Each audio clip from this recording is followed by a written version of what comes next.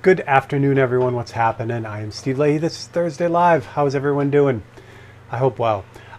There is no show and tell today. Oh, look, and that's up too. It wouldn't be right if there wasn't something that was technically challenged about this whole thing. Anyway, no show and tell today. We're just going to jump right into it. I'm working on the painting of my dad, so that's what I got. I'm glad you guys are here and hanging out, and yeah, just going to get right to it. So, great. Let me switch things around. And while I'm switching things around, actually, you know what I should do? Nah, I'm just going to do it.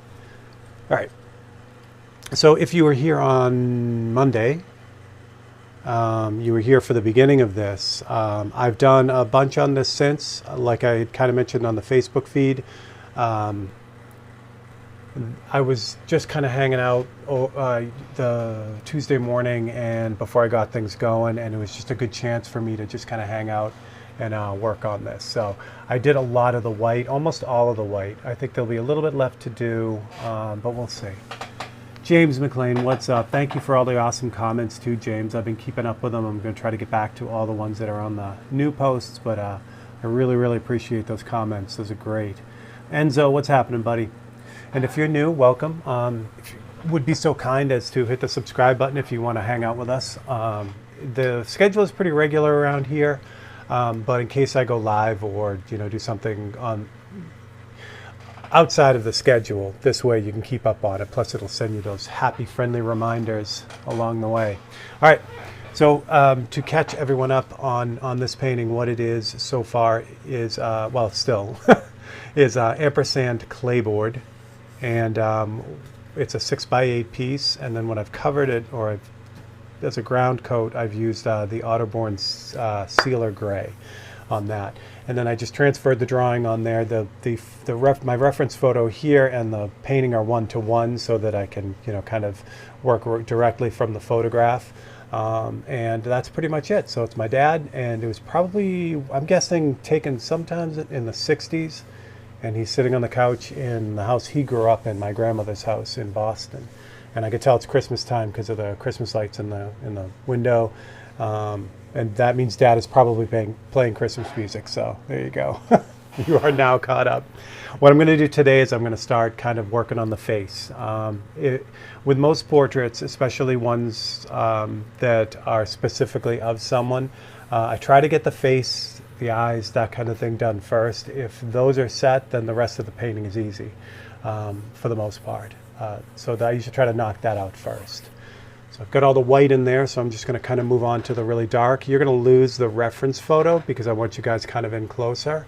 But occasionally I will swap that back out so you can see what I'm doing, or if I need to show you guys something, I will also swap that out for you. But I figured closer is better for the actual painting part of it.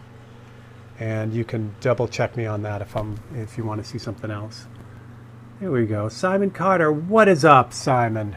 I love it. I love the term mate for like friend in the UK, and it's something that only UK people can get away with saying. Like, I don't know, for someone from the US to say, "Hey mate, how's it going?" It just, I don't know, it doesn't sound right, but I want to use it so bad. But so thank you. It's cool. I will live vicariously through your UK-ness. It is 6 o'clock in the UK, so if you are cheering with me, that's awesome. I have Gatorade this today, so cheers to that.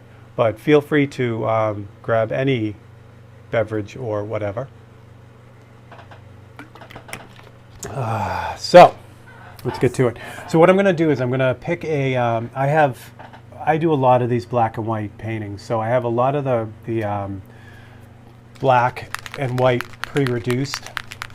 It just makes it easier for me. So I'm going to use the 1-to-10 mix. This is 1 part opaque black and 10 parts reducer. So I'm going to use that, and I'm going to use the Micron B for this. Brewdog Lost Lager on deck. Ah, that's awesome. And RC's from Wales. That's awesome. One of my favorite accents, even though one of my favorite YouTubers from Wales says he doesn't have an accent because people from Wales don't have an accent. So that's awesome. Welcome, welcome, welcome. I am so happy that things worked out, and we had a lot of UK people on the Facebook feed, which is Monday nights at 6 o'clock here in the US. which is, starts at 11 in the UK. We had a lot of UK people, so that's kind of what prompted me to do this, the second feed, the Thursday feed earlier for me, but also for you guys too. So it comes on at a normal time. And I'm still open to changing this time too, going an hour later if 7 would be better UK time, but we'll fill people out as we go with this one, because as this grows and kind of picks up speed, we'll be able to do a bunch of different things with them. There's a different accent in every town. Exactly. My ex-wife, her family's 100% Scottish. Her aunts came from Scotland, so to be thrown into trying to figure out that accent, because there were a bunch of words they said their own way, was a lot of fun. So I have a deep appreciation for UK accents and how different they are across the board. It's great. And my family's from, well, half of my family's from Ireland too, so that's a whole other thing. When you start mixing Gaelic words with English words and try to figure all that out. All right, 6 p.m. work, Simon. Great. I will defer to all of you for that as we go, because I'm not particularly stuck on the 6 o'clock UK time. I can go a little bit later because it basically divides the day here anyway. So I end up stopping what I'm doing and just do the feeds. So it doesn't matter for me if it goes a little bit later or a little bit earlier or whatever. But we'll stick with 6. Ooh, excuse me, 6 for now. Scotch accents are okay until they start talking to each other. And it works the same way for us here. You get down south, you have the regular southern accent, which a lot of people are familiar with. But then when you start getting into like Louisiana with the Creole, and they start mixing French with English, and it's got that deep southern accent mixed in, you can't tell what they're saying. It's awesome. So. All right, so again, this is a Micron B, which is it's my really go-to detail brush. It's one of my favorites, and it just works really well with this super reduced Createx. Wayne, what's up, buddy? Southwest UK, I love it. Awesome. All right, so what I'm going to do is I'm going to, with this, since I've already got all the white in, I'm going to start, I may have to switch out to the even thinner. Maybe I will. We'll see how this rolls for a second, and then we'll go from there. So what I'm looking for is I'm doing the darkest areas first, like the rims of his glasses and things like that. But I don't mind building it up. And even though this 1 to 10 is really, really reduced hard, it's still coming out really strong. So I'm gonna switch it to the 1 to 20 mix. It's usually something I only use on skin tones and things like that, places where I need a really, really, really controlled fade, but don't really care about the coverage. Although that was really coming out pretty strong, so we'll do that.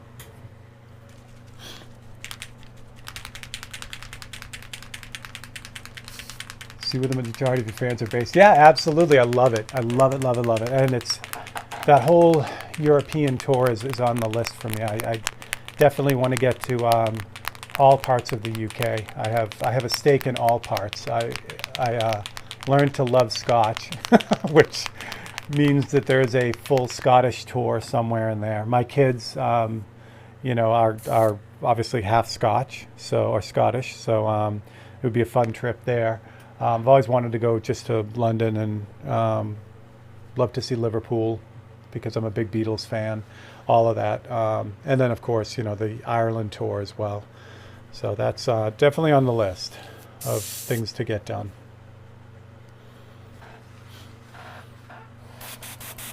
Do you spike the 120 with 40/50? Yeah, no, Marshall, that's a great question. So because of the new, that's an excellent question.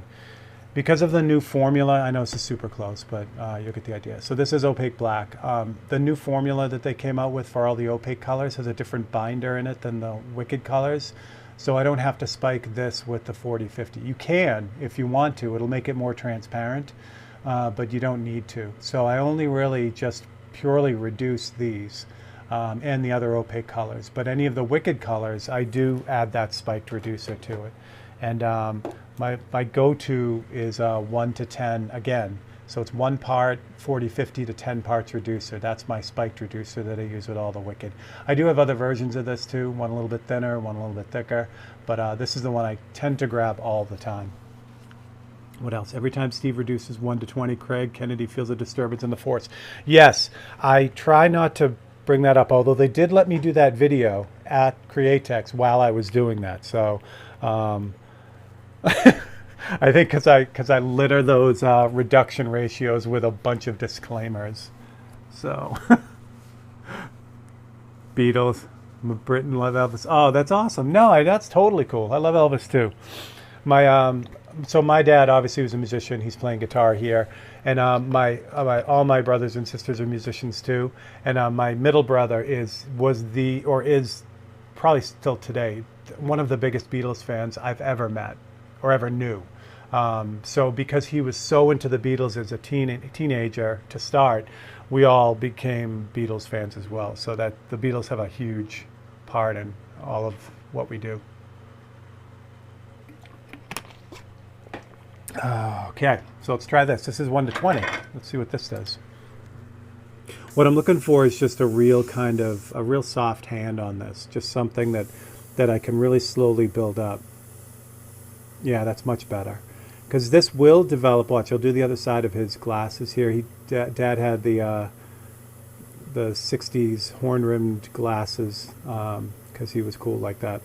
But see, even there, I can build up that. It's just as dark as the 1 to 10, but it has a lot more control. So because I'm trying to get this done in such a tight area without, using a paintbrush or stencils or anything, it's better for me to have the control of the paint and then just build it up as far as value goes, than just go for it. If I was using those cutout photocopies, which I totally can use, but I'm just kind of rolling with freehand for now. I could use the 1 to 10 because then I have the advantage of the stencil to kind of keep things clean. But this will just be, for now, just be kind of loose and freehandy and all that fun stuff. This size, 6 by 8, is just about at my comfortable limit for really practical freehand airbrushing for me. Any smaller than this, and I'd use cutouts and paintbrush, but this 6 by 8, so Dad's face is probably about, I only have my regular ruler. So Dad's face is about 2 inches tall here. So any smaller than that, then I'd probably break out the paintbrushes and stuff. Cody Adams, hello. What's happening? So again, what I'm starting with is anything that's like really super, super dark. It gives me a chance to warm up, essentially. I've been painting all morning, but I'm using it as a kind of an example. But this gives me a chance to warm up on this portrait without worrying about screwing anything up, because I can't, it's at saturation, it's black. So I don't have to worry about going too dark or, having it be whatever, too light or whatever, because it's just black. So it gives me a good chance to warm up here before I get going with some of the stuff that maybe takes a little bit more finesse and a little bit more kind of, control. For those that don't know, my dad passed away a year ago Monday, and we miss him terribly, but he definitely lives on in all of us. So this is a portrait this photo has been floating around, and my sister, when my dad passed away, she had brought out a lot of the pictures of him, and this is one of them. And she asked for a portrait of him as a baby, which I did last year. And so I knew when I saw this photo that this is the one I wanted to kind of do for myself. So that's how that all came up.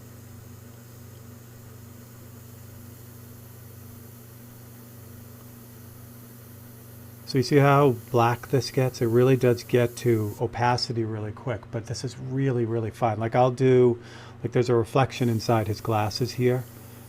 So I can do that really, really lightly and subtly without, having to worry about it at all. There's no graininess to that at all at this reduction. I'll say all this, but again, keep in mind, I'm using a 0.18 millimeter airbrush.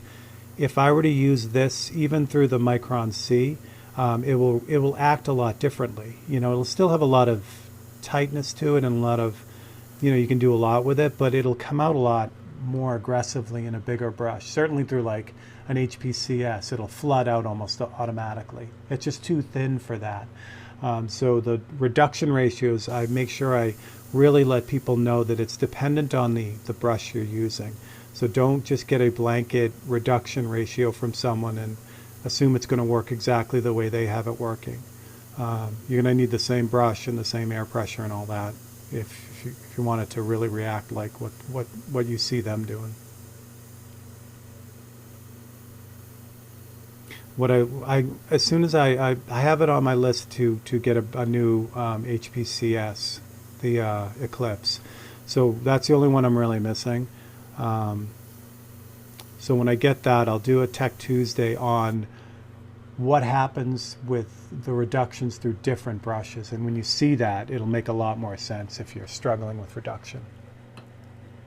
James, thank you. Thank you. I'm a newbie to everything. We all are, James. Yeah, you're right there.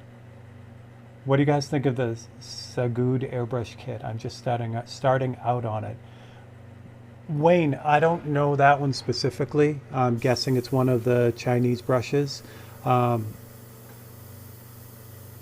Some of the Chinese brushes are really, really good. Some of them are designed to be really, really cheap, meaning inexpensive. And what I've found in looking at a lot of those brushes is they tend to be the consistency overall tends to be pretty much all over the road with those, especially the super inexpensive ones. You can get one that's really, really nice and works well, and then you can get one that doesn't work at all. And they're so inexpensive, instead of trying to get parts for them, you end up just junking them. So I guess my only advice on those brushes, the ones that are really, really super inexpensive, is that just kind of take that inexpensiveness with a grain of salt. If the brush doesn't seem to be doing what other people's brushes are doing, it's more likely the brush and not you. And I hate to blame the tool, but a lot of times that's what it is. So it's, what I find with the Chinese brushes is usually a good place to start because it gets you into it inexpensively to see if you really like it. But what I do find is people tend to graduate quickly to brand names once they get into it, just because of the consistency and quality, and also the ability to get parts and service and things like that. A lot of those Chinese brushes are just one and done. You buy it, and then when it's broken, you just get rid of it. So I guess that's where I'm at with those.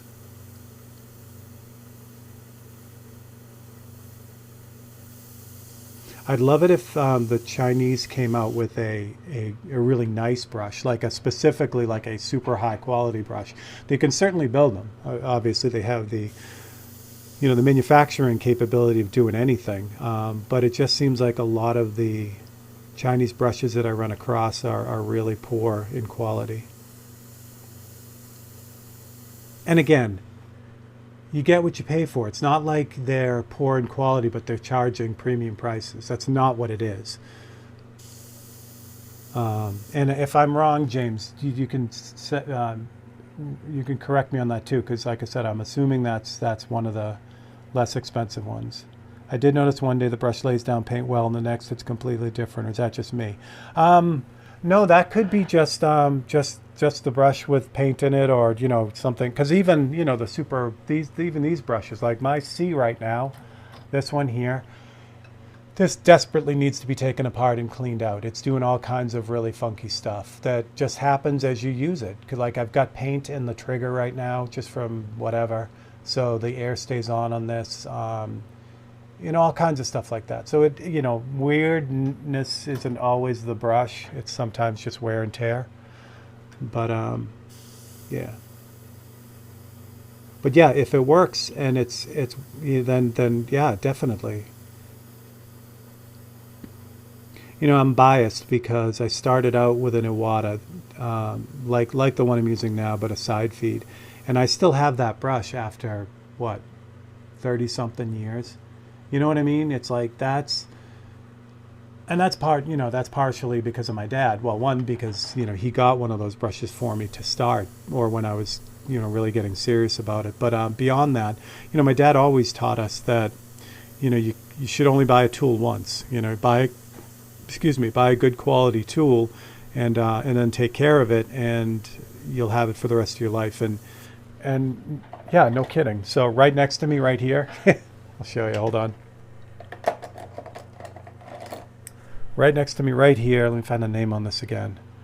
This is this may have been my grandfather's. So this came from my dad. This is these pliers I keep right next to me. I use these when the needle is stuck in an airbrush, and I can just get a little grip on and pull it straight out.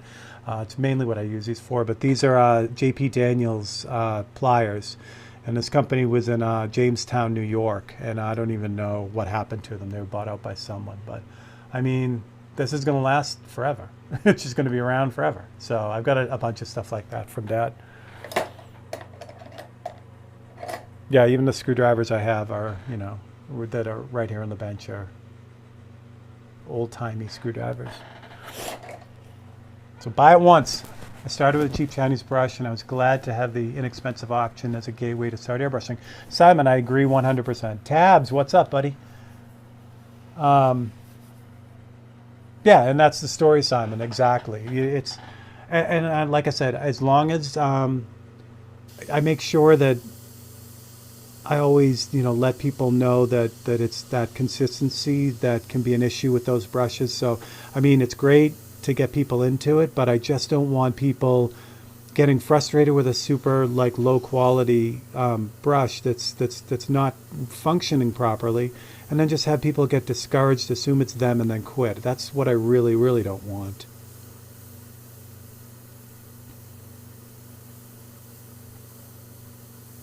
So,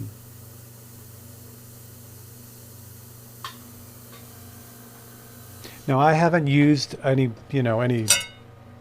the Chinese brushes, but I know a lot of YouTubers do reviews of them. So they could be a lot better than they were when they first started hitting the market, which is when I was looking at them.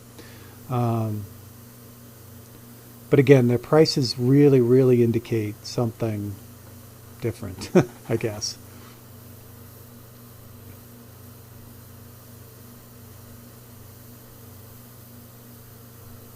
All right, so there are areas here that need to be pretty exact. So what I'm going to do is, instead of digging into those, I'll probably dig into those before the end of the feed. But for now, I'm just going to kind of generally lock in a lot of these really super dark areas. The areas I'm talking about, like there's a, how do I show you? There's a crease on his lower lip here. See right there? That light little crease right there. That needs to be in exactly the right spot. So I'll show you how I get that in a little bit. But for now, I'm just going to pick out these, darker masses that don't necessarily have to be perfectly exact. Like his eyelashes, I really want to get those exactly where they are. So I'll show you how I do that a little bit later. But for now, we'll just block in some of these darks. What else we got? What is the best way to go? You can find parts for them anywhere, and the quality is consistent. Tone, what is up, buddy? Tone, it's awesome seeing you working on the graffiti walls. It's crazy. Although doing that in Florida, it's probably like 1,000,000 degrees, so I don't know about that. Krios 289 is nice. The Krios are Japanese brushes too, so they're also really, really nice. Wayne, I wanted an expensive brush. My fiance said no way. Well, she's your fiance, so if you're looking for a good wedding gift, James, you can say, you know what? Don't get me cufflinks. Get me an Iwata. I'm gonna put you guys on hold for 1/2 a second while I go grab my sweatshirt, because for some reason it's folded down. There we go. I told you it wouldn't take long. It's just on the other in the chair behind me. Yes, because nothing says I love you and I want to spend the rest of my life with you than a good airbrush. And feel free to use that, James. I'm too stubborn to quit. I won't let him beat me. Yeah, no, and Wayne, that's the whole thing. It's like, it's going to be a struggle forever because that's how this stuff goes, but it's a lot of fun struggling. So, Mr. Brushstrokes, what is going on?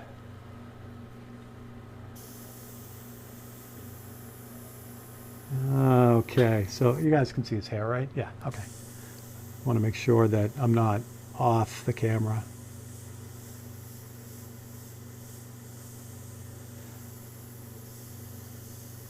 So what's going to happen with this paint and this brush right now? I put only about 4 or 5 drops in the cup.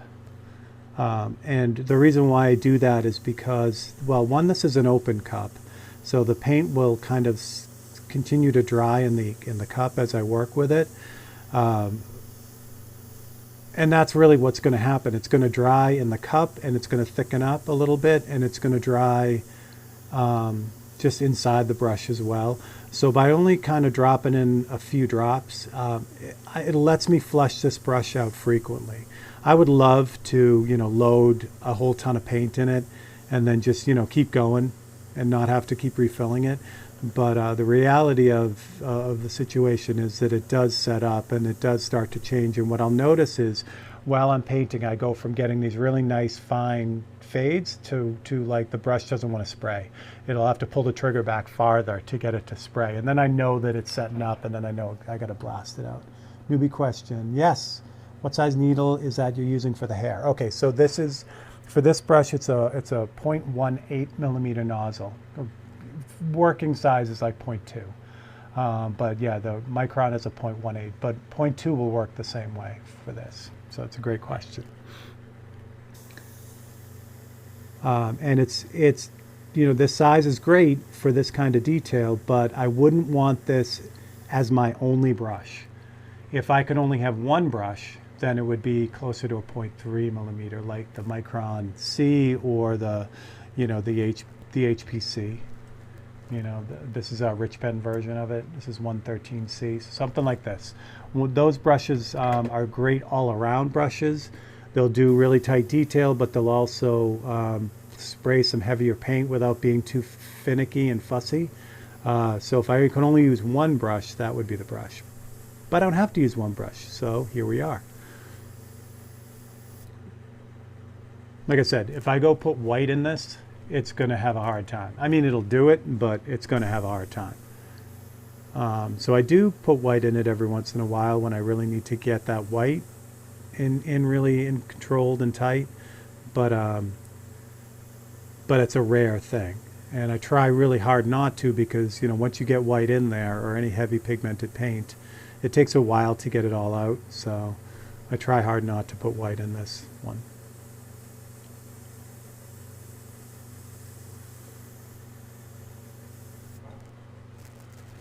I have a 0.2, 0.3, and a 0.8. I find the 3 is the most consistent. Yeah, Wayne, you're right on the money there.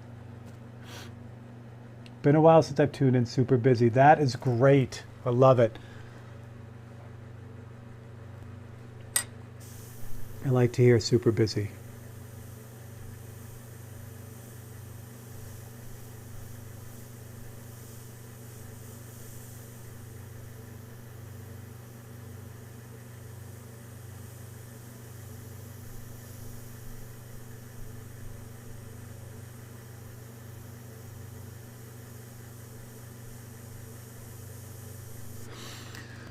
So the white, I put the white on first because this black has a real brown cast to it. So if I did all this first and then did the white, the highlights on his cheeks and all the white, anywhere where the white ended up on the black, it would turn blue. So you'd get this weird blue shifting. But by putting the white down first, I can just go ahead with all the, the darker colors and shading and all that stuff, and it stays all one, kind of all one feel.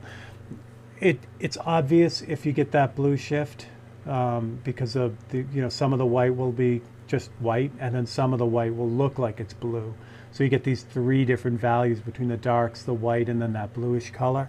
So this eliminates that by putting the white down first. Now I can add more white on top, and it will shift to blue, but because I have the white base on there already, it doesn't do it as much. And then I can also correct it a lot easier as well. So I started putting that down. And another reason for the gray, let me back it out a little bit. You got a ton of light on here. Let me turn this away for a second. And I'll tilt it towards the camera because you'll see it a little bit better too. So the gray from the base acts as all the mid tones in the portrait. So I don't have to fade these in as much, which really helps out a lot. Again, with that blue shift, you get this kind of image that looks like, you know, it looks like it's all right. James, that's awesome, man. I appreciate that. Yeah, Wayne, that combination, the 2, 3, and 8 is perfect. That'll let you do just about anything.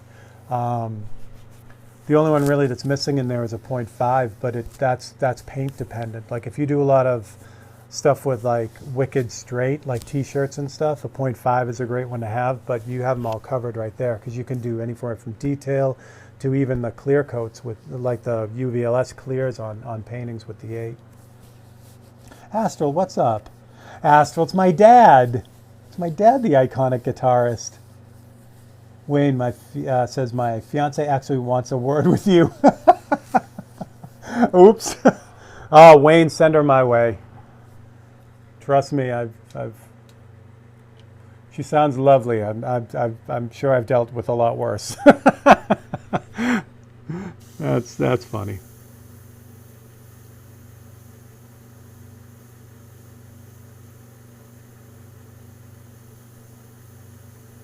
Yeah, it is one of those things, and it's a fun tool in that, you know, even if no matter what you use it for, whether you're doing fine art or whatever, you'll immediately get sucked into what everyone else is using the tool for, like automotive art and cake decorating and temporary tattoos and t-shirts and not face painting, but some face painting, but not really, makeup, and it goes on and on and on. And it's funny how that tool binds us all together in a way. It's a lot of fun.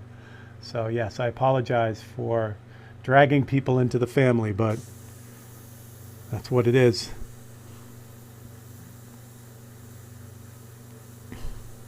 And all in all, once you get set up, it's not super expensive. I mean, it can be, because if you're like me and a new airbrush comes out and you have to have it, that's one thing.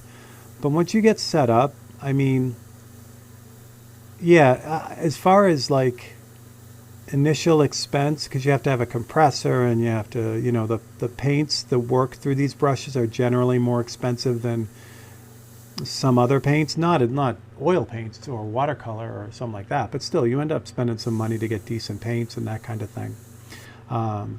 But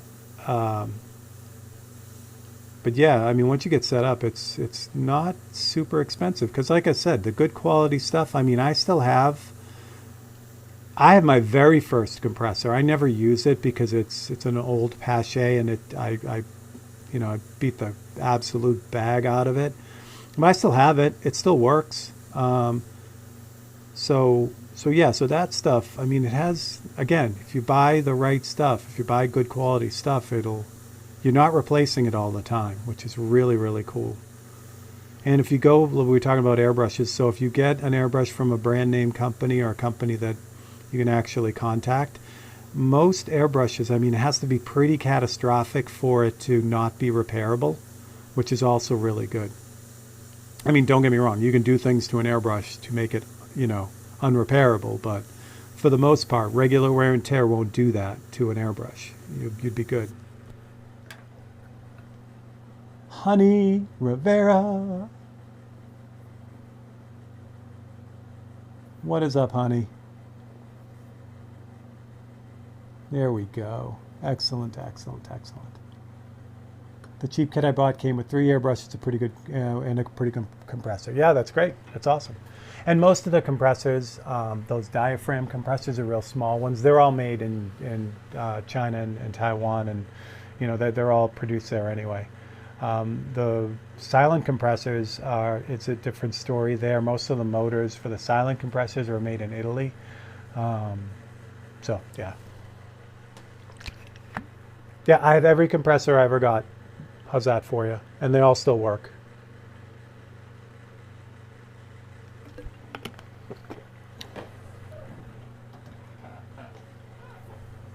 All right. Dad had this sporty striped tie on. He had probably just come from work. So my dad was an engineer. He ended up getting into optics. So the company he worked for, there's a bunch of companies he worked for, and they just kept getting bought out as the company got bigger and bigger. So eventually he was working for Northrop Grumman. But his original company built night viewing equipment for tanks and helicopters. So Dad had a great job. He was a badass,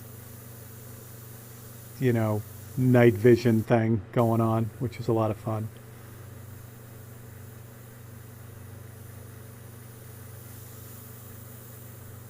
And I said this on Monday. Like a lot of my drafting equipment, the stuff that I use here, like I have 3 drafting tables, they all came from the company that he worked for when they moved. So they had a big auction, and Dad was all about getting stuff like that. So we got a lot of cool stuff from the company as they moved to Texas.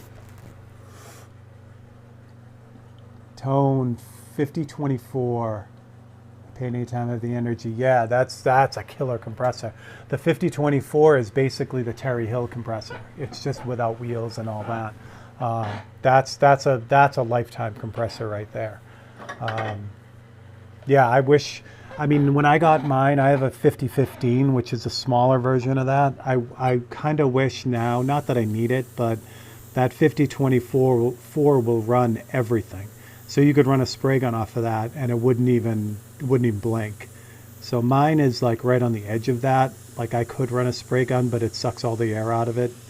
But yeah, that 5024 is awesome. Which is your favorite go-to compressor? Honey, that's a great question. So for regular wear and tear, the like I just said, the 5015, the big one I have, is my go-to because it's off way more than it's on.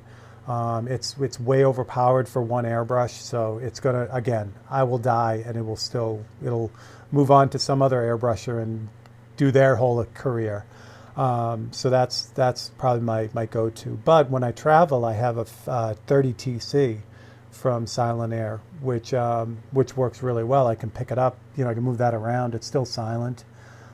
So that I really like that one a lot too. And then the compressor my dad got for me was the Hammerhead, which is a silent compressor that was made for Iwata back in the 80s and 90s. And that's a really nice compressor too. That one needs a little bit of work. I fixed it last year, but it still needs, something else is going on with it. I think it just needs new gaskets. I really like that compressor too because it's got a built-in fan and it's got two outputs on it. Plus, it's a pretty strong motor in that as well, and it's silent. But again, that one needs a little bit of love. That one, the Hammerhead, it was the one I replaced. I got the 50TC or the 5015 because it was a bigger compressor than the Hammerhead. So that's the only reason I got the Silent Air, because I needed something a little bit bigger, stronger, So I think I'm going to build a kind of oh, you didn't even see what I'm doing. Too busy talking. I think I'm going to build like a portable airbrush thing that I'll be able to bring back and forth from Massachusetts when I head home. And I'll use the 30, that small silent compressor, as the compressor for that. So that's kind of the plan right now, but just got to find enough time to build a cabinet for it. Chris Garcia, cheers to you too. You could take my compressor when you pry it from my dead cold hands. Cold dead hands, there we go. You left 3 behind in New York. Yeah, and Tone, didn't you have like a nightmare problem with buying one of those? Am I right on that?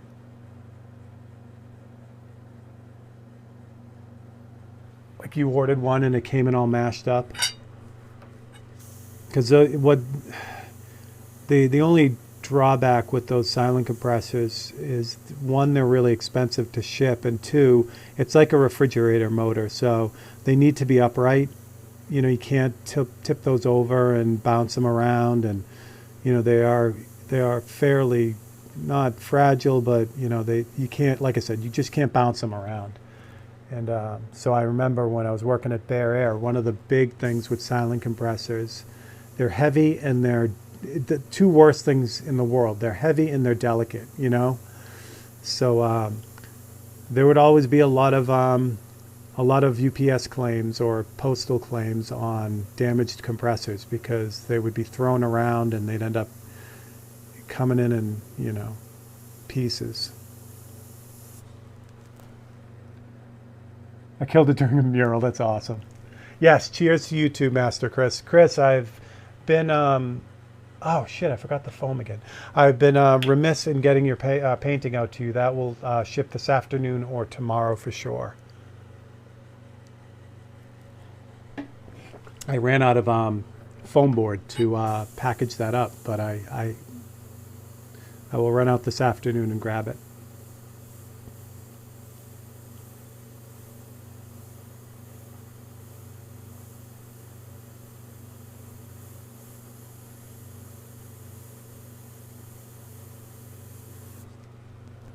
Not in a rush. Okay, cool.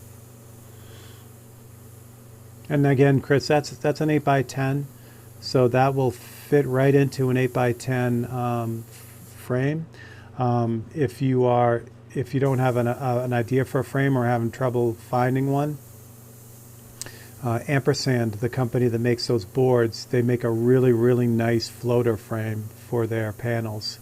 So you can order those. I get them online. I get them from Dick Blick, but they come in natural. I think they come in black and white too. It's just a nice, super nice. I wish I had one to show you. I don't though. It's just a nice alternative if you're kind of stuck on how to frame them. But they will drop. That one will drop right into an 8x10 frame. So you have lots and lots of options on that. This paint is really starting to set up in here. I could tell because it went from spraying really smooth at the beginning of the stroke to just kind of being kind of spotty, chunky when it comes out. So it's a good chance to flush it out and reset. Oh God, yeah, take care of that, honey. Thomas Thompson, what's up? See, if you've ever seen a hand pump airbrush setup yet, yeah, you hook a bicycle pump and a 5-gallon tank, pumps your lights. I haven't seen one for real. Yeah, there used to be an adapter that they sold for car tires too. Fortunately, I grabbed a regular compressor before I got into having to use something like that. But yeah, I can imagine, because those tires, a tire is only 30 pounds of pressure, and there's only a certain amount of air in there. So the other thing that I got that I never used, I got a CO2 tank, a small CO2 tank, and never ended up using it. I wanted to. I thought it would be a great, kind of alternative, because the pressure on those is massive, and then it's, you bleed off of it as a little bit at a time and that kind of thing. But I never used it. I ended up giving it back to the person that gave it to me, the tank itself, because again, I just never got a chance to get it all set up. It obviously needs a special regulator to bring the pressure down. But yeah, I think I missed something at the beginning. What are you painting on, canvas or paper? This is actually, it's a ampersand clayboard. So it's a 1/8 inch thick piece of prepared hardboard. And this is made by the company Ampersand. So that is what we're painted on. I like them. It's just a really, really nice surface. It's very stable. Like it doesn't move around. You know, it doesn't warp or anything. The bigger sizes of these, if you put a lot of paint on them, they will tend to kind of curl as the paint dries. Not a lot, but a little bit. But you can also buy these cradled, so they'll come with a wooden, like a wooden frame around the back of it to kind of hold it in place, to hold it steady. So, thanks, James. Yeah, laying in those darks really make a big difference. I'll switch the camera around so it's a little bit more head-on once we get a little bit farther. So, you know what to do. Let's well, see, when I do this though, yeah.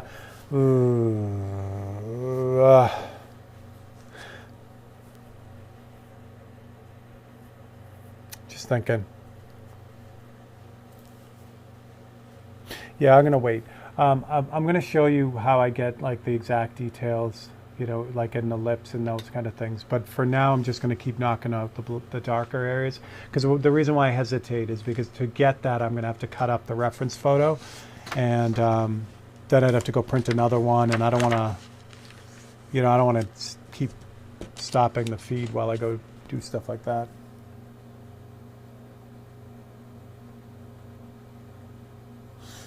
All right. So we'll paint in a little more of the guitar here.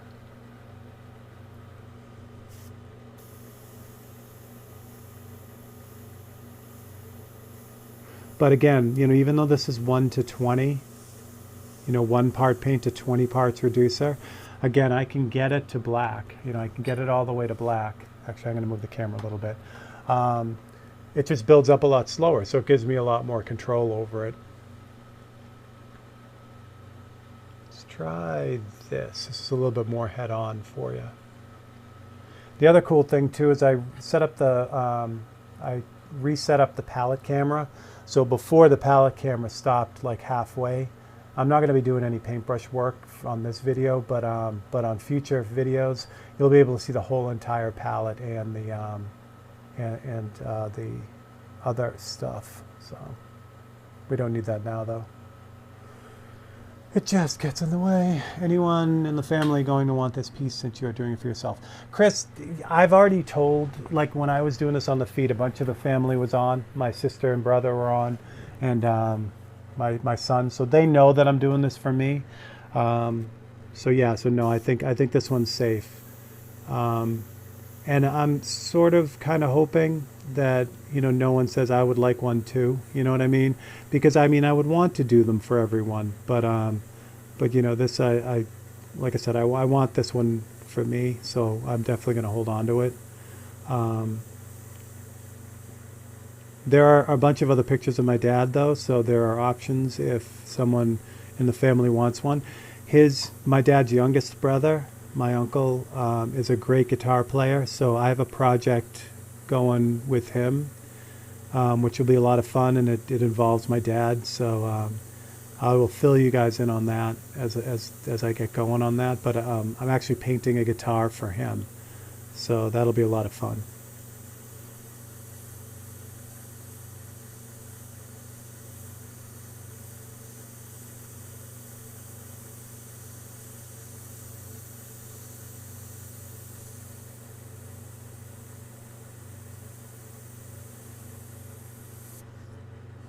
Yeah.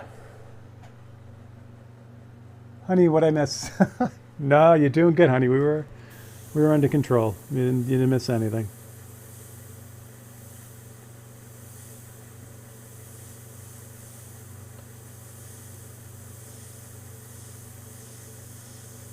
So in a big area like this whole area right here above this little white line, this is the edge, this is the binding of the top of the guitar. So the top of the guitar, this area right in here, is all black. So this is a good chance right here for me not to use this color, this reduction, because it would take a while for me to fill that in.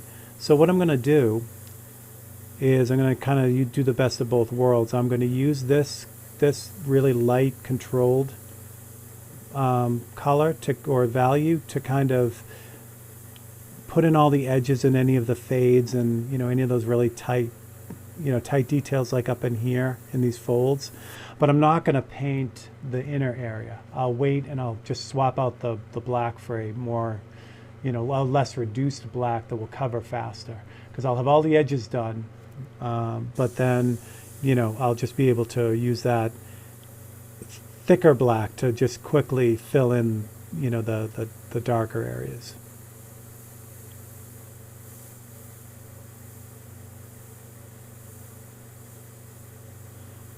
Dad was into all kinds of music, really, really all kinds of stuff. So we grew up listening to just about everything. But his favorite by far were the guitar players. People like Les Paul and Chet Atkins was a big favorite of his.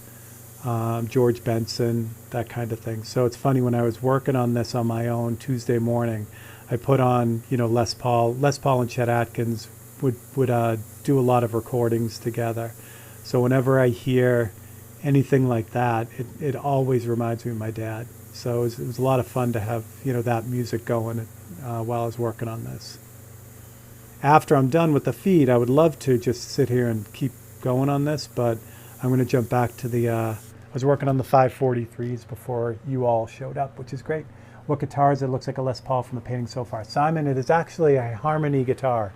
It's definitely hollow body. I don't know what model it is, but here, I'll show you.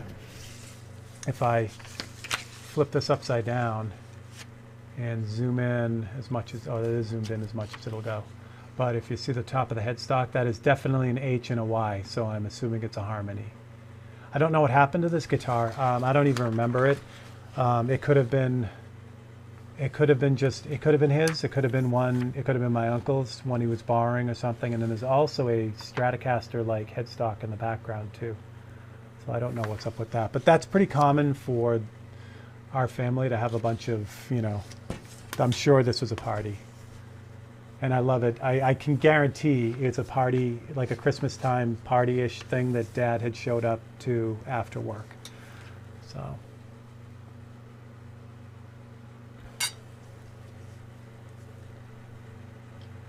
And it's definitely black. Like there's no indication of color on the photo at all. It looks like it's just looks like a black guitar.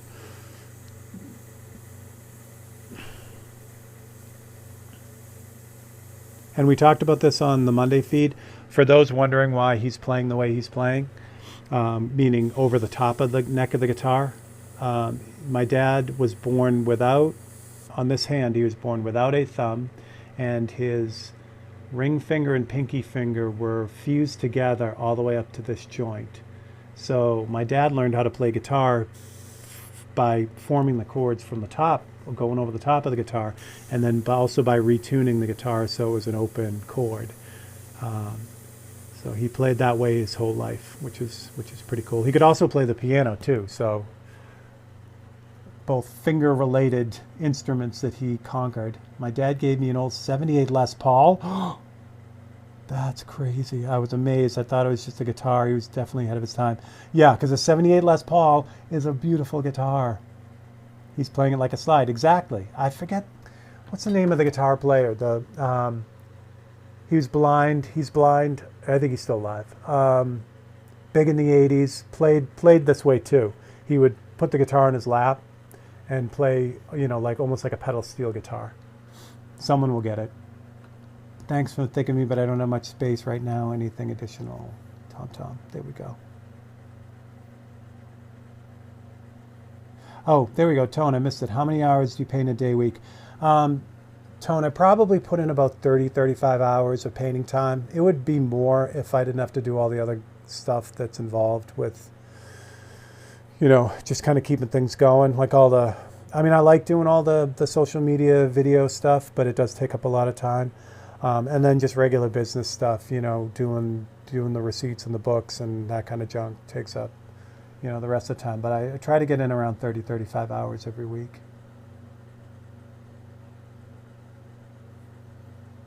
Thanks for thinking of me, but there we go. That. Awesome. How old tunes can bring back good memories. Yeah, 100%. Oh my gosh. I have a stronger sound music memory than I have, like, people will like there'll be a certain smell that will bring them back, and that happens to me too, but nothing like music. I can, if I hear a song, I can remember what painting I was working on when that song was playing in the studio. Jeff Healey. Yes, Simon. That's it. Jeff Healey. That's exactly who I was thinking of. That's amazing. I'm disabled. I call it diff-abled. Nice. Able to do everything just differently. Yeah, that was my dad. It was my dad. Lee Jordan, what's up? I'm glad you made it, Lee. That's great.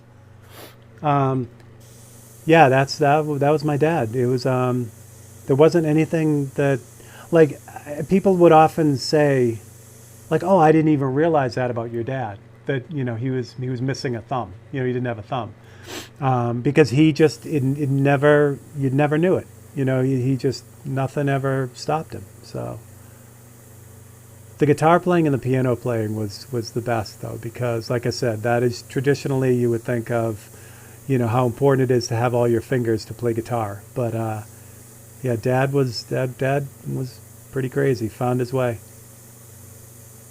And it was so funny when someone else would pick up his guitar and then try to play it. It's, like I said, it's tuned. So what happens is with a guitar, it's tuned a certain way, and you form your fingers to make these chords, like all the major chords, all the chords. Dad would have his guitar set so he could strum the guitar, would already be set up for a chord, and then he would basically put his finger across the neck, and then slide it up and down, and he could play different chords, and then from there, you know, solo on top of that and make whatever different chords he'd need. So to have someone pick up his guitar and, you know, try to play it off right off the bat, it was difficult because it was tuned so differently.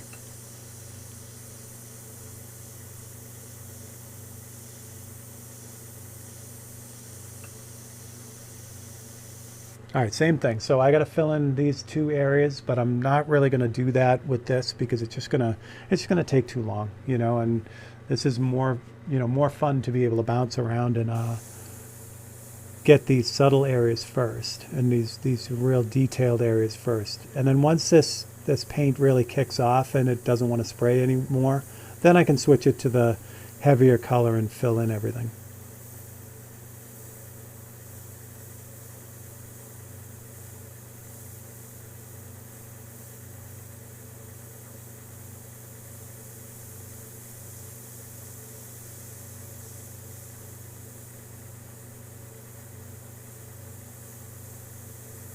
And thank you all again. I can't say it enough. You know, I'm working hard on building this YouTube channel, and the way that YouTube builds your channel, the way they, you know, the things kind of happen for a channel is people subscribing to the channel, people, especially people watching and commenting on the videos. So as things continue, I'll be able to do more and more. Certainly once the channel is monetized, it makes it a lot easier for me to spend a lot of time on it. And that comes from you guys doing what you've been doing. So if you're enjoying the videos and you're watching them, that's amazing. If you hit that like button on the videos, it really goes a long way in then allowing or convincing YouTube to show it to other new people. So liking and commenting on stuff really has a big impact on it. And again, I can't thank you guys enough for all of that you guys have been doing, because things have just been growing really steadily. And like I said, I really want to make the YouTube channel a big part of this year coming up. So you guys are doing that for me, and I appreciate it. Steve, keep the awesome work you do. I'll watch this later. Michael, have a great one. I love that you jump in. Thank you. He played Hawaiian slide style. Exactly, Astral. That was it. In fact, he had a pedal steel guitar that I never saw him play, which is weird because you'd think it would be very natural for him because that's the way they're set up. But I guarantee I know when he got it because, again, he was into a lot of Chet Atkins and Les Paul. So I'm sure with the Chet Atkins stuff, where Chet's some of Chet's style was based in country music, I'm sure that's where the pedal steel guitar came from. he was listening to Chet Atkins, and even though Chet was more of a finger-picking guitar, there was a lot of steel guitar in the music that Chet was involved with. So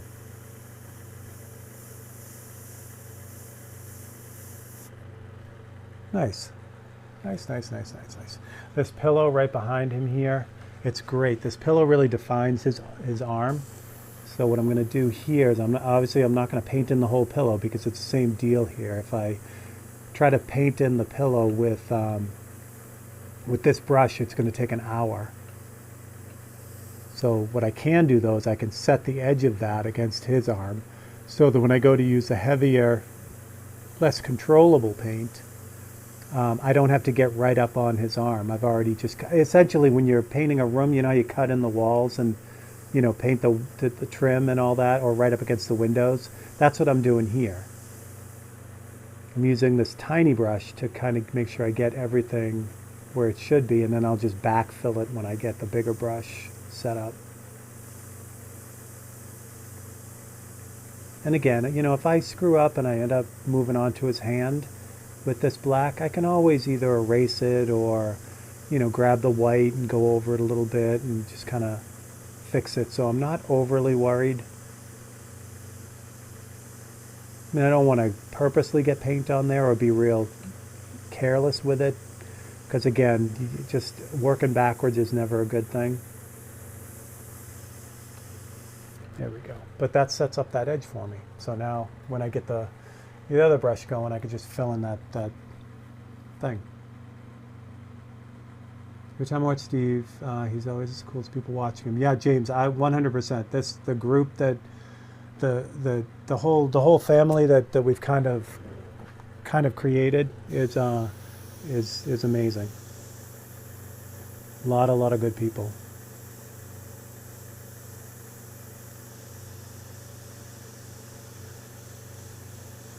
So this part around his right around his hand is like the seating part of the couch, which is a lot lighter. But I can still go in and, you know, kind of again cut in that edge. And again, this is a great value to do this with because it's so, you know, it's just so controllable. And don't forget, you know, the gray acts as that mid-tone, so I don't have to work too hard to get it to the value it needs to be. All right, I think at this point what I'm going to do is I'm going to show you guys, now I'll show you guys the how I get the, you know, like the details in the face exact where they need to be. He's looking a lot like Drew Carey here, even though he didn't really look like Drew Carey. I think it's the glasses and the haircut. All right, so what I would do is I'm going to cut this photograph, right, to make it easier. Yeah, I'm going to cut this. This is why I didn't want to do this earlier. So what I'm going to do, and I'll show you in a second once I get a cut. All right, so I've just cut out his face right here. That's all I got right here. And then what I'm going to do, don't need that. Actually, I'm going to back you up so I can show you what I'm doing here. Move you over here. So here's the edge of the Visionaire setup. So I'm going to take this photograph, I'm going to turn it over on the edge, and then I'm just going to run it through once, and then that will curve the photo like that, or the photocopy. So now it has this curve to it. Then what I'm going to do, move you back on here. I'll move that light in a second. I know it's really washing him out a lot. That's what it really looks like, but the light just washes everything out.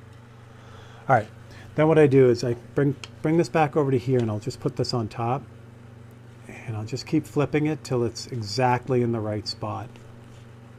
So I flip it a few times, and I move it, and just keep flipping it and moving it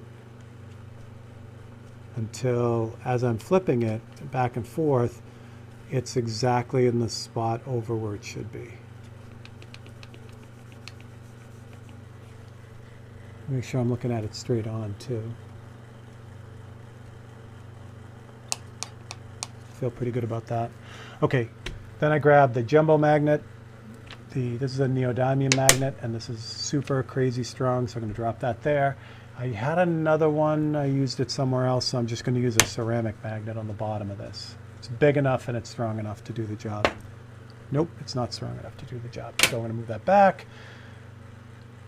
Oh, these things are great, but they never come off the board. There we go. So there's another neodymium magnet right there. Okay.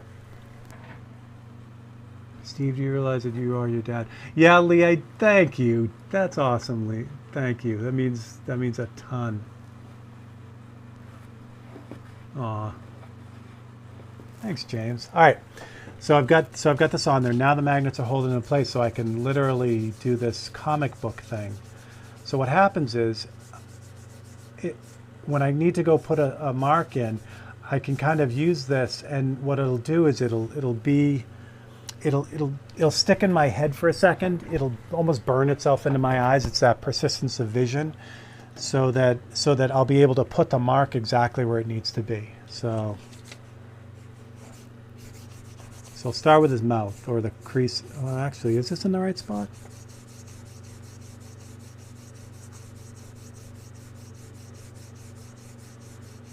Yeah, it is. Interesting. Really interesting. So already I can see where I'm kind of off the mark. I might get you guys a little bit different position here. We'll try this.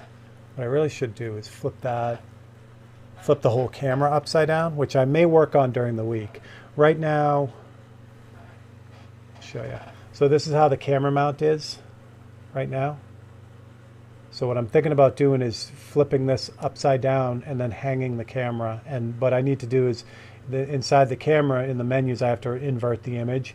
So it might take me a little bit of time, but that will allow me to get this camera more straight on and right over.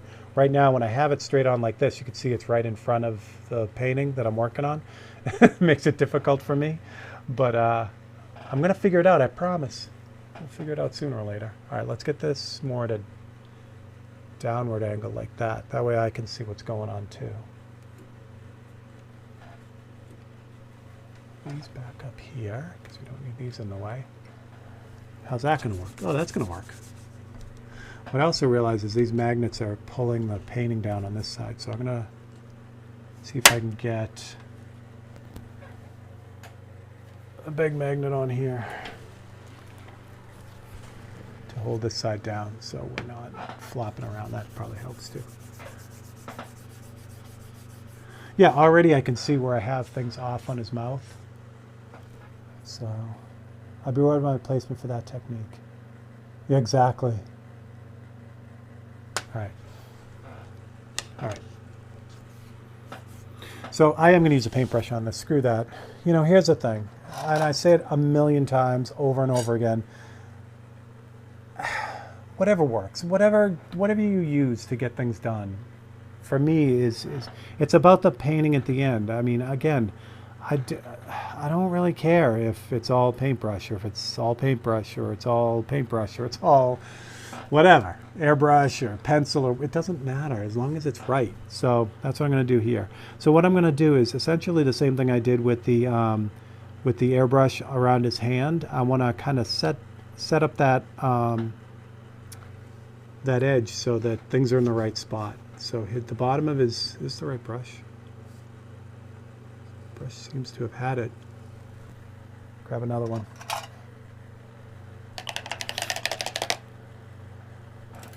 Try this one.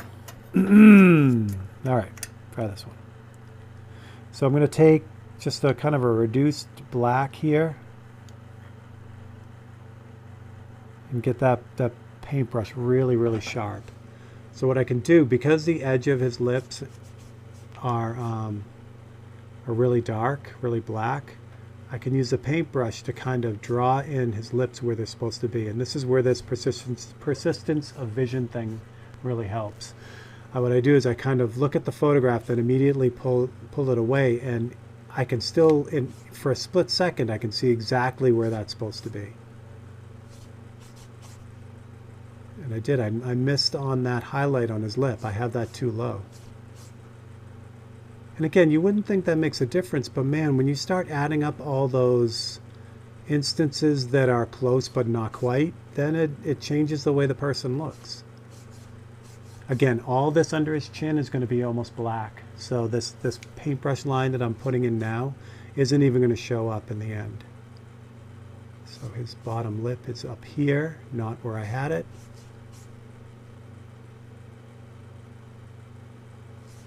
And there's a tremendous amount of confidence in that. I know that this looks just like him because it's the photograph, right? And I know it's just a bunch of little inkjet dots on this piece of paper. So I know that I can make it look just like this. I know it. It's not like, there's not like some magical, formula that you got to follow. It's like if I get my dots in the same spot as their dots, the photo's dots, then I know it's going to look like him.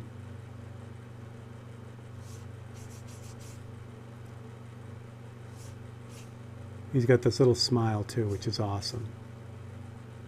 And this light area here that I put in on his cheek is in the wrong spot as well. So again, these things all kind of come out in the wash when you use a technique like this. And the other hard part about doing this too is once I put that, his, kind of his cheek right here, there's a big part of me that wants to just leave it where it is, because if I hold it like this, it kind of looks like my dad. But the courage it takes to put that in the right spot and then to fix what you've already done, even though it looks okay, is again the difference between having it kind of look like him and having it exactly look like him.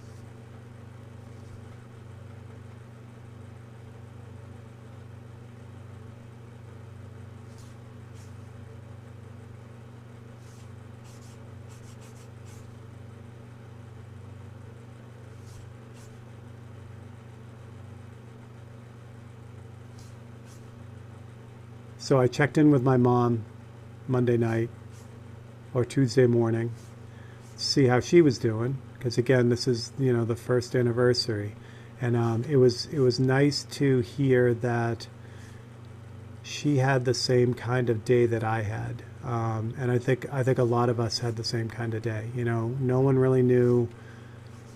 You don't really know until you get there, I guess. When you have a loved one that's passed, and now now you have time to think about it. But she had pretty much the same day I had, where it was a lot of thoughts about him and who he was and how he impacted us, and not a whole bunch of thoughts about missing him so much, or what the family pulled through when he was sick and all that. It was just thoughts about him. So that was very reassuring for me, because I didn't know how it was going to go. All right, for his for the line that is basically right next to his cheek here, this is interesting because this has a lot of softness to it. So I could paint this in with the paintbrush. Actually, I will. I'll show you two ways to do it. So one of the ways I could do this is I replace the paintbrush with an airbrush and just do the same thing but with the airbrush, kind of, fade it in. But say I wanted to kind of get the outline in and then just use the airbrush. So what I'm going to do is over on the palette, I'm going to take a bunch of reducer and essentially clean out the brush as much as I can. Not really clean it out, but what I'm left with is this really, really crazy reduced black. Really like ultra thin. What I can do with this, once I dry it off a bit, is I can do the same thing. I can draw in that shape, but with this really reduced black. And it's going to be so light that when I go to airbrush on top of this, it's just going to blend it out. So this will still let me get the rough shape of what this is, but it's it's so light that when I airbrush on top of it, it'll just kind of blend right in. So you can use either technique. Again, if you just go forward with the airbrush, that's just as good. I sometimes find, like when I'm doing really tight stuff, if I'm using the airbrush, I'll brace my airbrushing hand with my other hand, and that gives me some some stability there. So sometimes when I'm doing this technique and I have to flip it and I have to just airbrush with one hand, I have a hard time with that. So this would be an instance where I would kind of draw this in first so I could see it, and then go from there.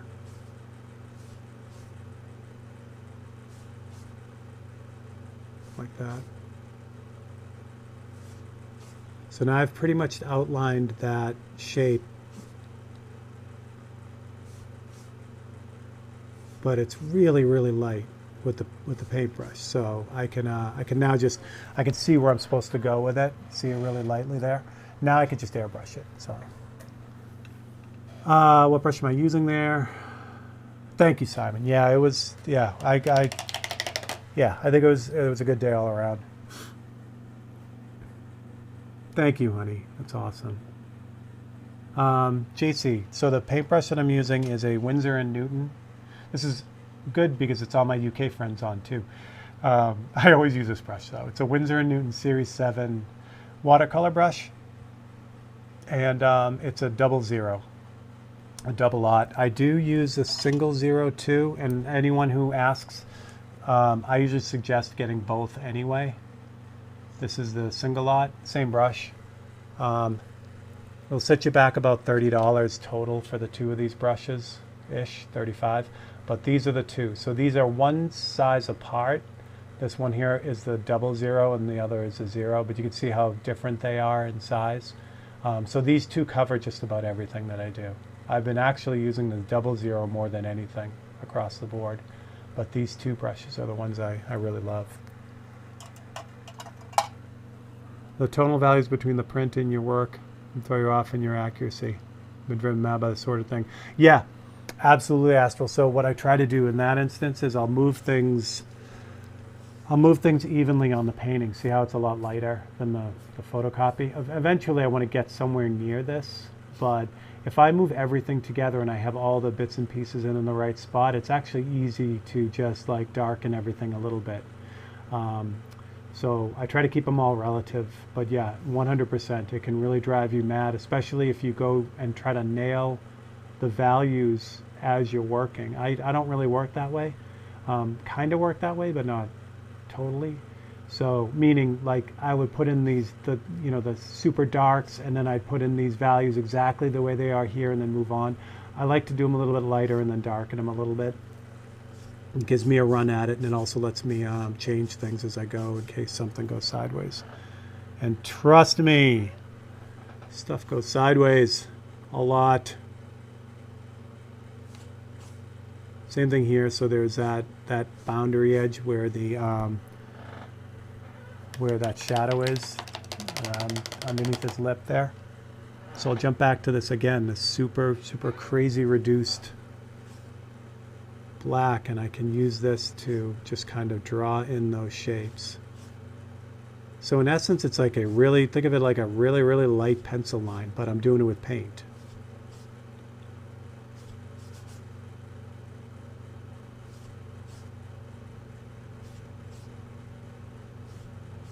And he's got a lot of, you could see the pores in his skin. This is, whoever took this photo did a great job. And again, it was during the 60s. I don't know what kind of camera it was. My grandfather was kind of a amateur photographer. So a lot of the photos that are around were from him. So this could have been his photo. But anyway, you can see the grain in his, like the pores in his skin, which is great because it gives you something to kind of use as markers for these shadows.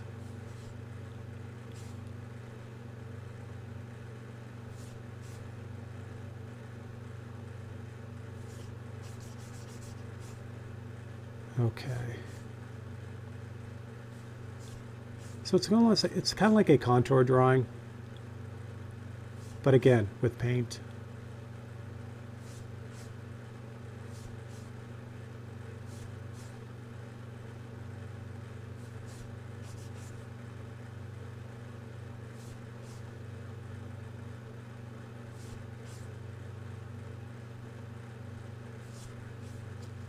Oh, and honey, if you're on, you are amazing. I know Marge already sent you a message. All your goodies are going out. They'll probably go out Friday, but maybe Monday, only because Marge is putting together, not putting together, but preparing your sculpture to make it to you safely. So that requires a little bit of extra packing and that kind of stuff. But yeah, you're a sweetheart, and I am so glad that you are one of the people to get one of those little sculptures.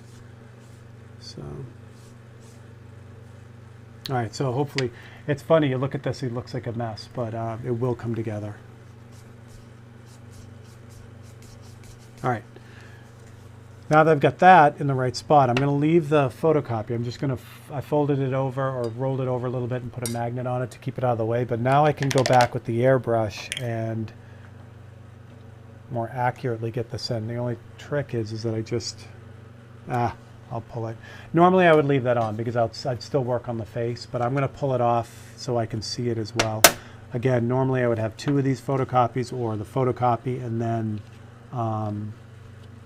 you know, like I have the photo on the tablet, but for this I'm just gonna. Actually, I don't want to do that either. Let's just put it over here. Here we go. That works.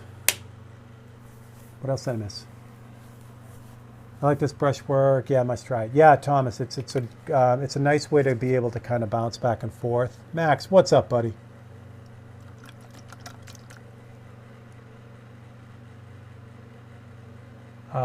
Yeah, the brushes are super, super fine.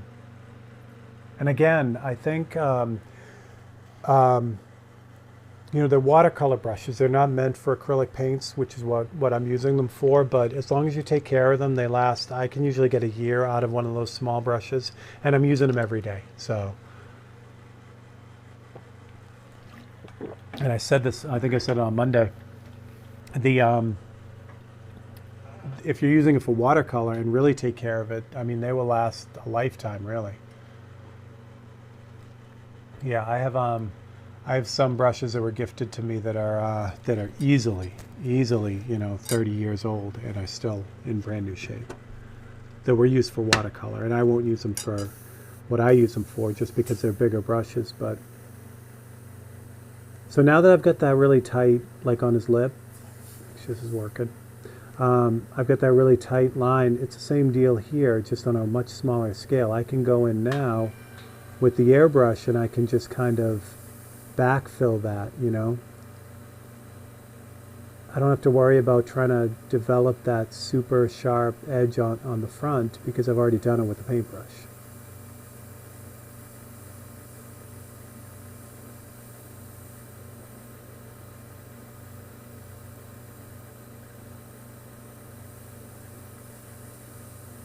And because that paintbrush work is so light, it'll just blend into what I'm doing right now. Because it's the same stuff, it's the same paint. It's just a lot lighter. So same thing over here where I kind of outlined all the areas of the shadow underneath his chin. I can go back in with the airbrush now and just kind of lock all that in. So it's a really nice combination between the two. You know, it gives you a lot of options, a lot of ability to kind of get some stuff done that would be difficult with either tool, you know, by itself. And of course the same thing with his slight smile and the edge of his cheek here. If I lay that in really lightly to start, then that pretty much eliminates the paintbrush work, and then I can just darken it as it needs it. And I know exactly where to go because I've already done all that work, you know, I've done all that locking in.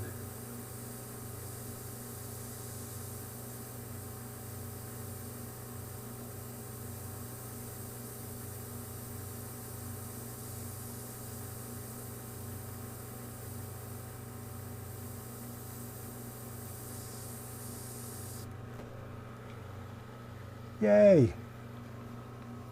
Where are we at? Where am I at? There we go. There we go. Max got a cheers going on there. Thank you, Max. I'll cheers with you. That's giving me an idea to challenge myself. Flip book a picture on a completely blank canvas. Yeah, I think you could. Jesse, what's up? You're all right, Jesse. Jesse, I'm getting your painting out too. Jesse was our winner this week on Monday night. You can get on Monday nights and make a suggestion and be in the running and be a winner like Jesse and Honey. Actually, someone else is going to win a painting because of Honey too, so we just got to work that out. Yeah, definitely, Wayne. Let me know. Be curious. I like new stuff. I like challenges. I'm still on the fence on what I'm going to do for Monday. There was a challenge that was put out by another airbrusher, just a kind of a challenge put out to the universe about painting really small. So I was thinking about taking a run at that on Monday, but not sure if the timing is going to be right on it with everything that's going on. So we'll have to see. I think I talked about it on the Monday night, not last week, but the week before. The pool ball, painting on a pool ball. So I might get that ready for Monday. We'll see how it goes.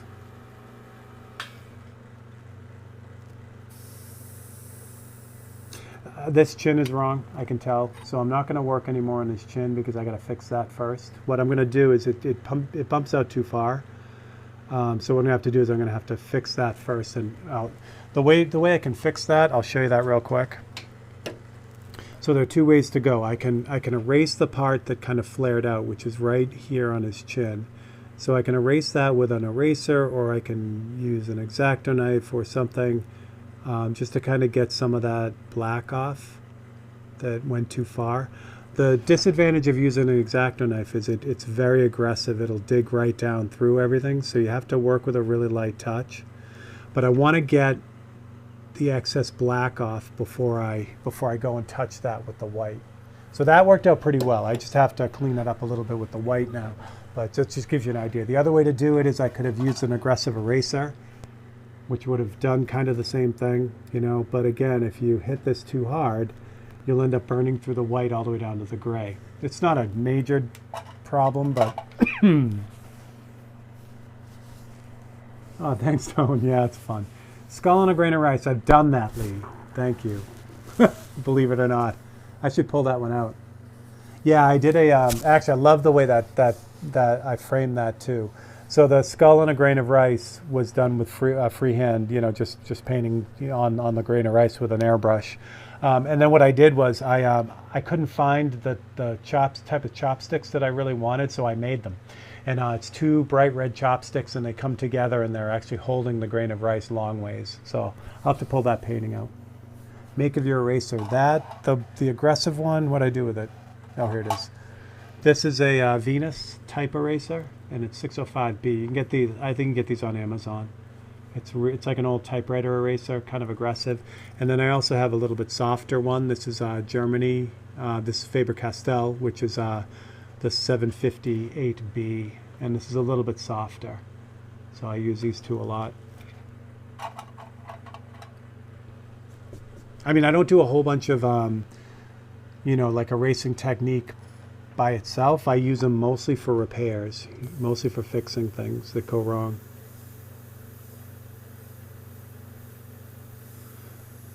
I can do while I'm just hanging out is I can kind of set up that edge for the couch too. The back of the couch is right here. Originally I was going to kind of just leave Dad and kind of vignette everything, you know, not really put in the couch or any of the details on the background behind him. But I happen to notice that there are Christmas lights in the window, and I have a lot of memories of my grandmother's house in Boston around Christmas time, so it just added to the whole painting for me personally. So I decided to leave all that in.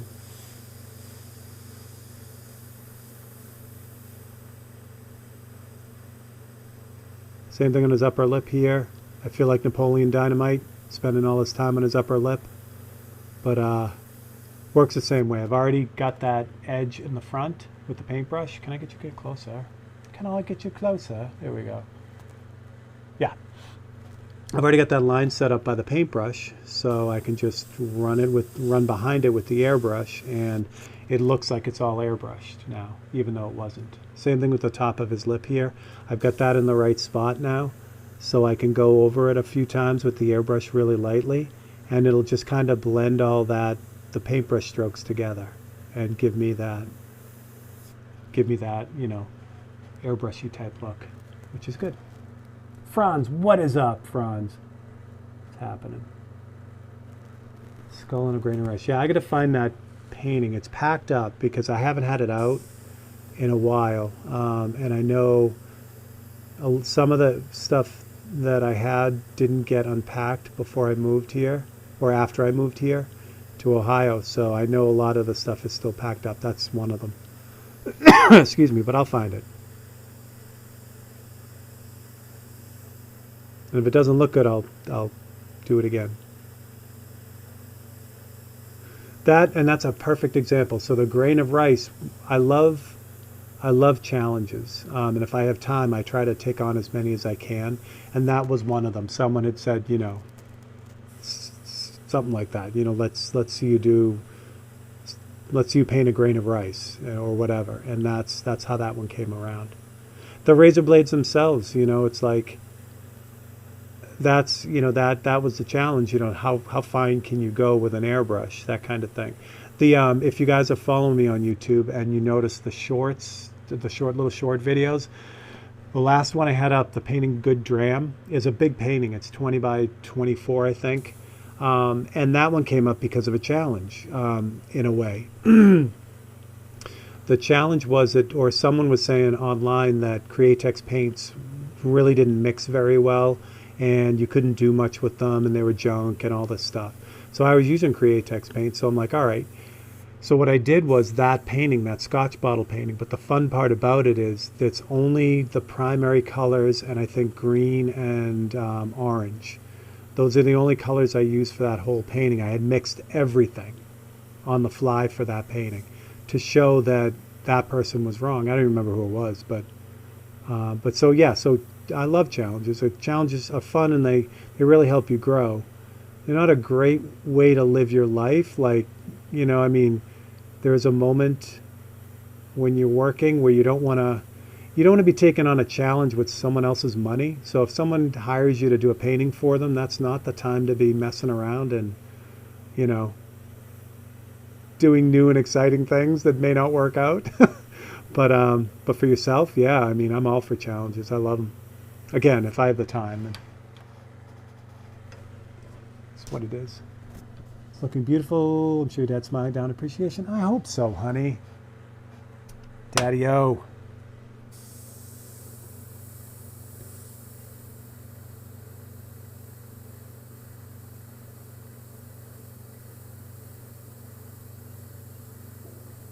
So there is no doubt in my mind that my need to like hit every dot and cross every T kind of thing, a lot of that comes from my dad. Watching my dad do because my dad would do a lot of, he did a lot of technical drawing just manually at home. He had his own company before he started working for the Night Vision company. So I just this draftsman perfection that he had all the time. I know that just like kind of rubbed off on me, with the way that I work. So.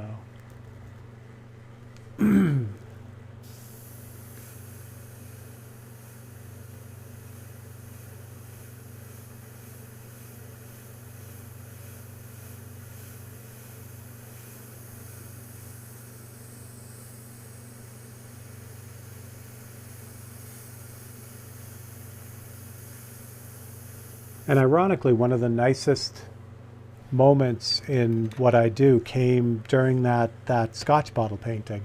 So there was a airbrush forum called airbrush.com, and I was doing what I do a lot now, like with Open Studio and everything. I was working on that painting, but then every time I would do a little bit on it, I would post the progress for the forum. So a lot of people were, kind of involved in keeping up on that painting. So it wasn't until my dad, he was a big computer guy. He was always, he always had the latest and greatest, with the computers, and he was totally up on that. But he wasn't following the airbrush forum at all, because that wasn't his thing, really. So at some point, though, he did. He made an account and he logged on, and he saw the update of that painting. And I think it was at that moment that he really because I was already an adult, I was out of the house. I think it was at that moment that it kind of that he kind of realized where I was taking this and where I was going with it. And he wrote a really great response on that post about, it was neat. It wasn't only about the painting, it was about the community. It was a lot like what we were just talking about. You know, there were a bunch of people that were following it and putting up, you know, great posts and talking about it and that kind of thing. And he was really taken by the airbrush community at the same time. So some things never change, kids. You guys are equally as amazing now as you were then.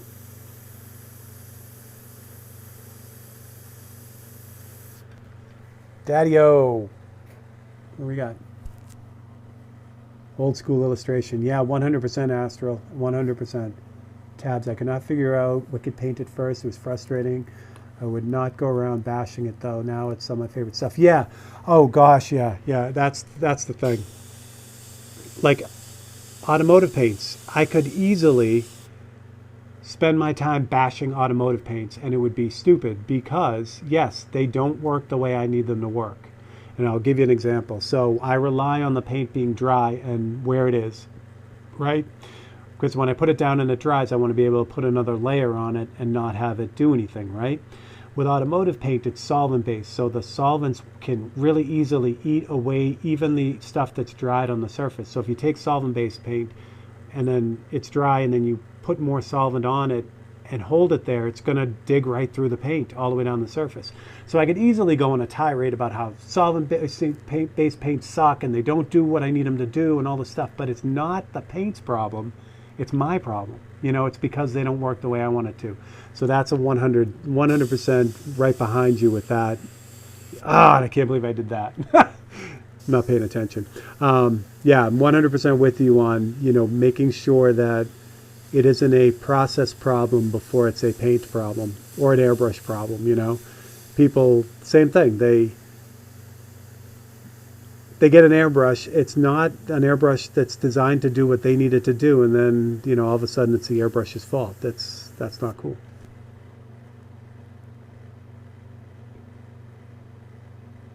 There we go. What's happening here? From Italy.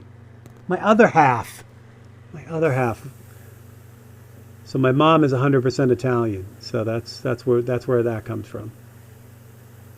Some of my favorite artists are from Italy as well. And I mean current artists, not only classical artists, but artists like Alberto Pono. All right, so I'm going to grab, this is the less aggressive eraser. So that little smudge right there is a good example. I was not paying attention when I had the airbrush rolling there, and I ended up putting that errant spot. So what I could do is I could take white and I could go over that and paint over it till it's gone, but it's going to take a lot of white paint to cover that. So what I want to do is I want to kind of take the curse off at first. Now what's also going to happen is what you're looking at now, that's the gray for the base coat now. I burned right through the white down to the base coat. That's still easier to cover than the black. So that's going to be that repair until I get the white on it. Nice, big hug from Italy. I love it. Another place that I got to get to. Definitely, I got to get to all the places that, you know, my family comes from.